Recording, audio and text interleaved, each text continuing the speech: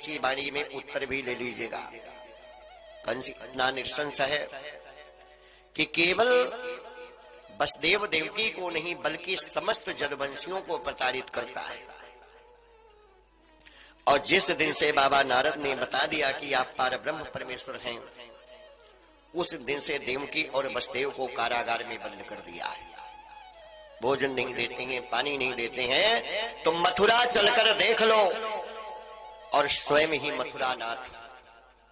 अगर मथुरा की दशा आपको देखना है तो आप चल करके स्वयं मथुरा देख लीजिए कि दशा मुझे देने के भगवन संभालोगे तो क्या होगा।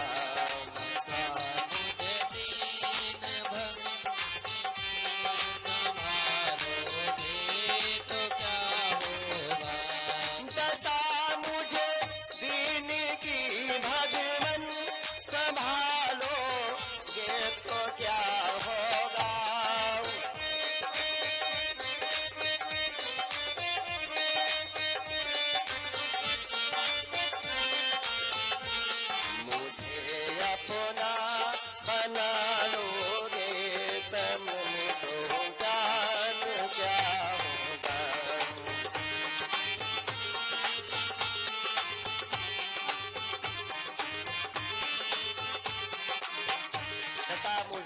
भगवान संभालोगे तो क्या होगा।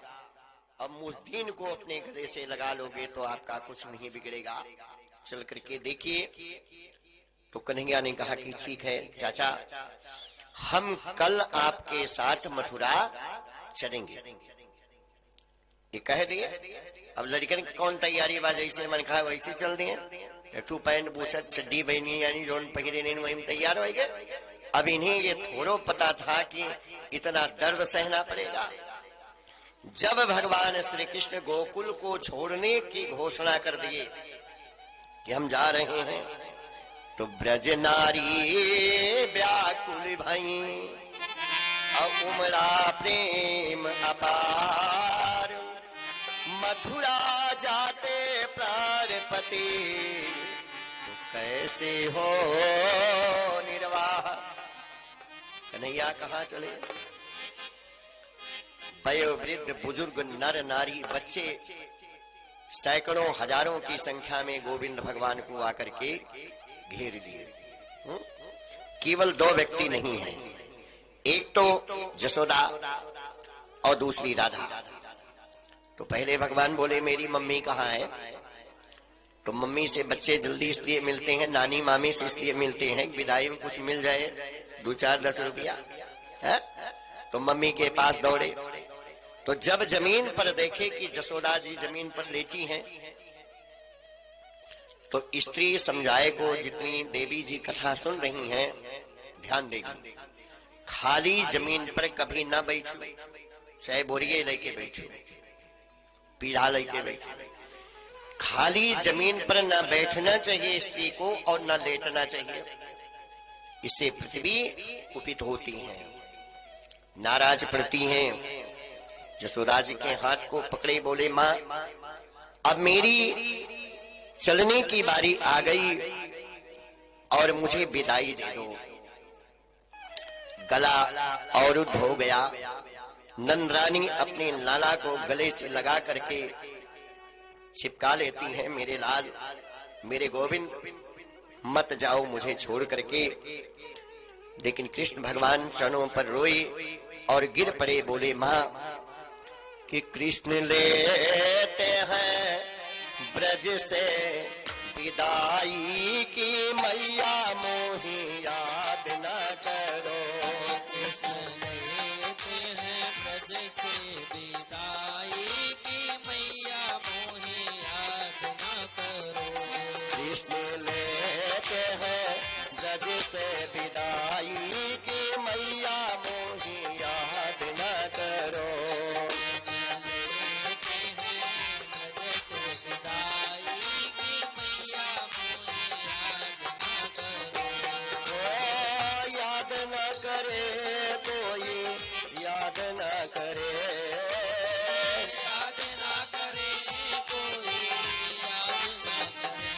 कृष्ण ले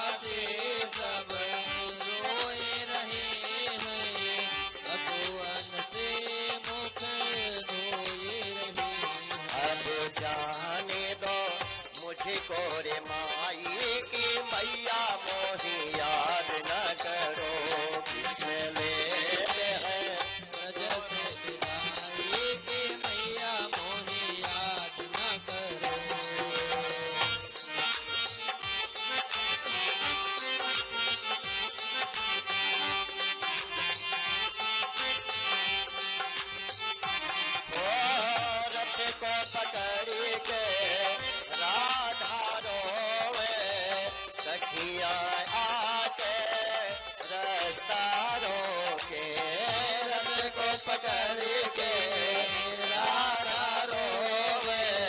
सखिया आगे रास्ता रोवे। गोपी देती है रो रो दुहाई के मैया मोही याद न करो। गोपी देते हैं रो रो दुआई कि मैया मोहि याद ना करो। बोलो वृंदावन बिहारी लाल की। जय हो। अब सारे गोकुलवासी भगवान को जाने नहीं देना चाहते हैं और भगवान इंतजार किसका कर रहे हैं? राधा रानी का, क्योंकि अंतिम विदाई राधा से लेना है। राधा नहीं आई, राधा बैठी कहाँ है? कदली वन में। भगवान कहाँ रहते हैं? अक्षय वट के नीचे। इनकी तपस्या वो कदली वन में बैठी कुछ गर्रा की आसनी लगाए। तो राधा के पास भगवान गए और बोले कि राधा, तू बार बार मुझे ताना मारती थी और बार बार मेरी मुरली को तू छीनती थी। ले ले अब तू अपनी मुरली और मेरी लखुटी। ये लखुटी कमरिया मुरली से मेरा रिश्ता टूट गया। आज कथा होती है, भोग होता है, भंडारा होता है, तो सब जने ये कहा थी कि वृंदावन बिहारी लाल की जय। तो जब तक भगवान वृंदावन में थे तब तक उनकी वात्सल्य लीला थी, बाल लीला थी। उनके हाथ में मुरली थी, वो मुस्कुराते थे, हंसते थे। लेकिन जैसे अपनी बुआ के घर पहुंचे हस्तिनापुर, तैसे भगवान के चेहरे पर क्रोध आ गया और उनकी उंगली में सुदर्शन